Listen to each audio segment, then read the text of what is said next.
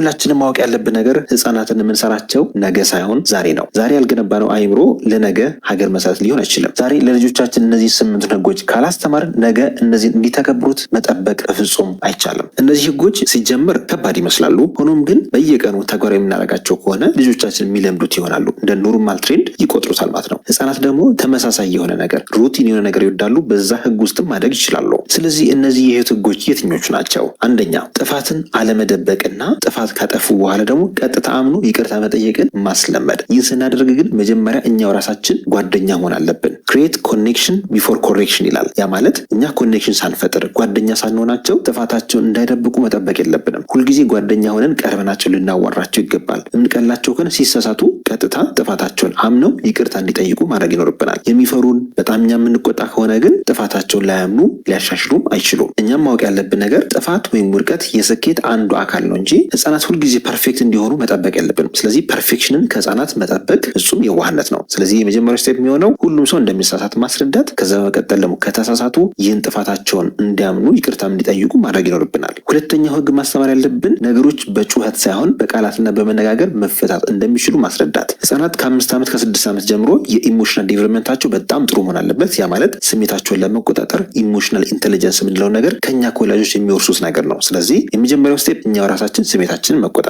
ሁለተኛው ስቴፕ ደግሞ ህፃናት ሲናደዱ መናደዳቸው ተፈጥሯዊ እንደሆነ ሆኖም ግን የሚገልጹበት ወይ ትክክለኛ አለመሆኑ ወይም ትክክለኛ የሆነውን ደግሞ ኢንከሬጅ ማድረግ ይኖርብናል። ለምሳሌ ሄራን የምትባልሽ ብትኖርና በጣም ተናዳ እያለቀሰች ከሆነ ሄራን መናደድሽን አውቃለሁ አይዞሽ ብለን እቅፍ ማድረግ የመጀመሪያው ስቴፕ ነው። ከዛ ካረጋገናት በኋላ ሄራን ለምንድን ነው የምታለቅሽው? ይሄኛው እንዳናደድሽ አውቃለሁ፣ ሆኖም ግን በዚህ ምክንያት ይሄ ነገር ልናስተካክለው እንችላለን። አንቺ ደግሞ ይሄን ካልነገርሽኝ እኔ ላውቅ አልችልም ብላችሁ ማስረዳት። ንዴቷን በጩኸት ሳይሆን በቃላት ወይም በንግግር መግለጽ እንድትችል ማስረዳት ይኖርባቸዋል። ይህን በተደጋጋሚ የምናደርግ ከሆነ 5 ዓመት 6 ዓመት ላይ ጥሩ የሆነ የስሜት ዴቨሎፕመንት ወይም ደግሞ ኢሞሽናል ኢንቴሊጀንስ ይኖራቸዋል። ክፍት የስራ ቦታ ለስፒች እና የባህሪ ቴራፒ ባለሙያዎች ሩኪድስ ልዩ የህፃናትና ታዳጊዎች ክሊኒክ የስፒችና የባህሪ ቴራፒስቶችን በትርፍ ሰዓት ስራ አወዳድሮ መቅጠር ይፈልጋል። ተፈላጊ ችሎታ ከታወቀ የግል ወይም የመንግስት የትምህርት ተቋም ዲግሪ ያለው፣ በሳይኮሎጂ ወይም በስፔሻል ኒድ ዲግሪ ያለው፣ በተጨማሪ 2 ዓመትና ከዛ በላይ የስራ ልምድ ያለው ወይም ያላት።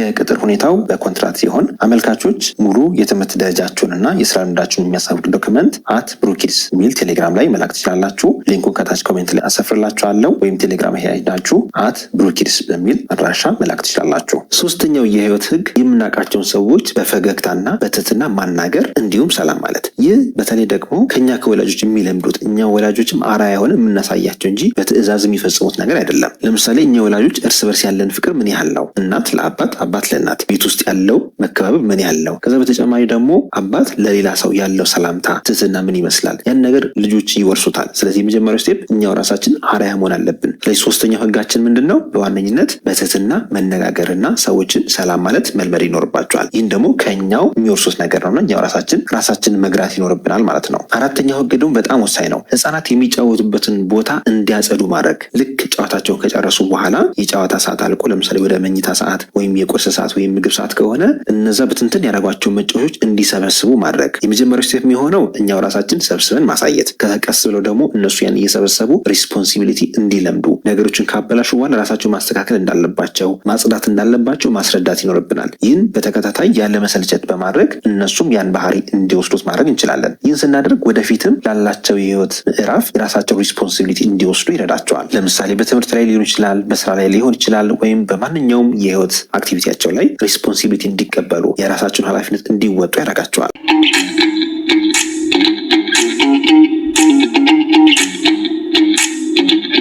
ኑሮውን በእውቀት እንዲያጣፍጡት የሚረዳዎት ቻናል የእውቀት ማዕድ።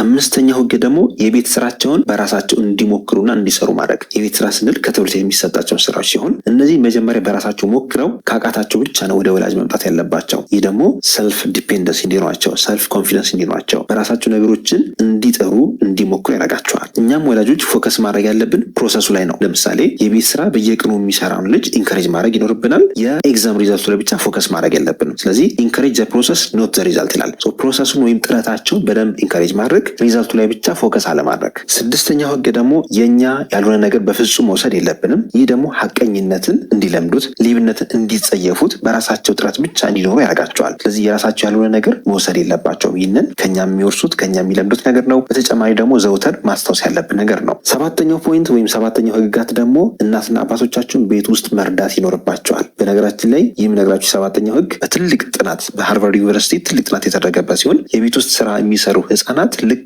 በወጣትነት ዘመናቸው አንደኛ ደስተኛ ይሆናሉ፣ የህይወት ግብ ይኖራቸዋል፣ የህይወት ግባቸውን ለማሳካት ጥረት ያደርጋሉ።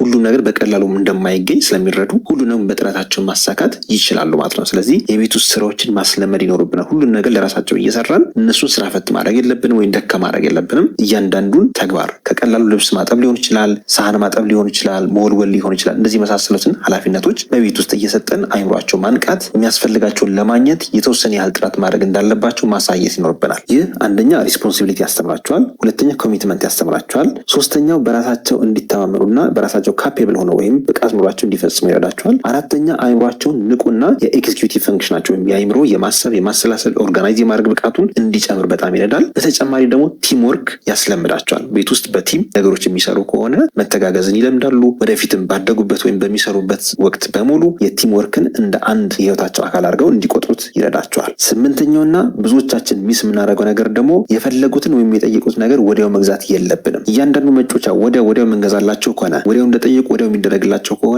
ሁልጊዜ የሚረዱት ማንኛውም ነገር በአንዴ ማግኘት እችላለሁ፣ ምንም አይነት ጥረት ማድረግ የለብኝም፣ ያለምንም ጥረት ሁሉን ማግኘት እችላለሁ ማለት ይጀምራሉ። በተለይ ዘመናዊ የምንባል ወላጆች ይሄ ነገር በጣም የምንሳሳተው ነገር ነው። የሚጠይቁትን ነገር በሙሉ ወዲያው መፈጸም፣ ወዲያው ማድረግ፣ ይህ ትክክል አይደለም። መጀመሪያ ፍቅር ሊመስል ይችላል፣ ትክክል ነው። በኋላ ላይ ግን ልጆቻችን በጣም ያቀብጣቸዋል። ምስጋና ቢስና ለነገሮች ትኩረት የማይሰጡ ሁሉም ነገር በአንዴ የሚይዙ የሚጨብጡ ይመስላቸዋል እና ይህ ደግሞ ለወደፊት አይምሯቸው ምንም አይጠቅማቸውም። ስለዚህ ህጻናትን አንድ ነገር ሲጠይቁ አቺቭመንት ቤዝድ የሆነ ይሁን ነገር ካደረጉ ወይም ደግሞ ይሁን ነገር ከፈጸሙ ብቻ ያ ነገር እንደሚገዛላቸው ማስለመድ ይኖርባቸዋል። ይህን ስታደርጉ ለነገሮች አላማ ይኖራቸዋል። ለዓላማቸው እንዲሳካ ደግሞ ጥረት ያደርጋሉ ማለት ነው። ስለዚህ ለዛሬ ያዘጋጀውላችሁ 8 ህጎች ይህን ይመስላሉ።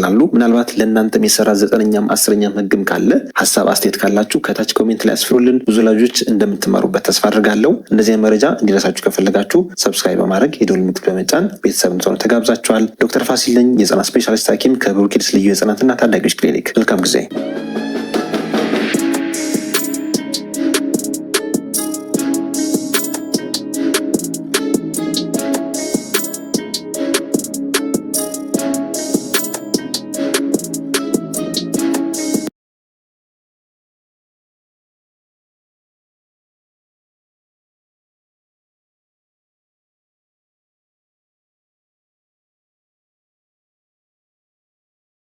አናውቀው የማዳን ውስጥ የምትታመሙባቸውን ነገሮች ሁላችንም አሁን አንገበግበዋል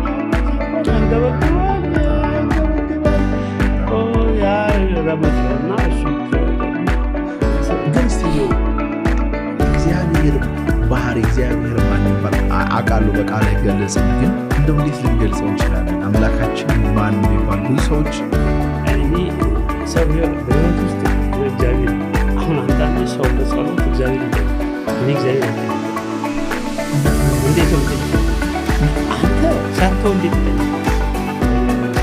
ሳለው ምሎ ይሰጣል አንተ ምን ሲል ሰይት አዳቢት ነው አይደለም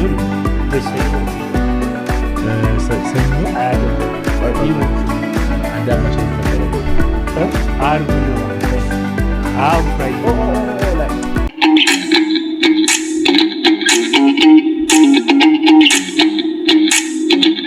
ኑሮውን በእውቀት እንዲያጣፍጡት የሚረዳዎት ቻናል የእውቀት ማዕድ